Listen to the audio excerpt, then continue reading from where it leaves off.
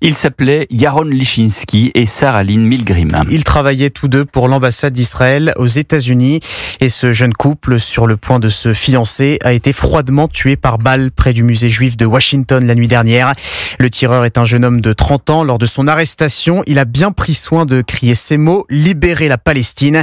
Meurtre évidemment motivé par l'antisémitisme, écrit Donald Trump sur son réseau social. En Israël, le choc est immense et les pays européens sont accusés d'avoir joué un rôle dans ce drame, Frédéric Simon.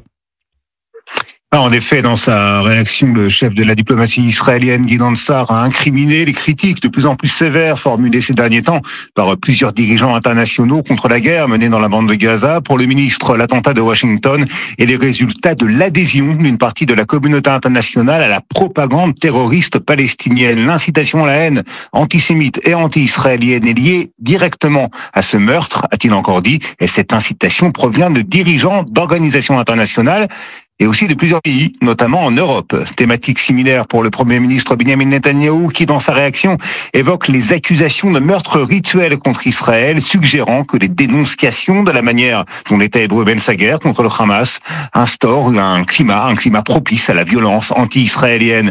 De fait, les agences de renseignement constatent une augmentation conséquente des menaces d'attentats contre des cibles liées aux communautés juives à travers le monde et aux représentations diplomatiques d'Israël.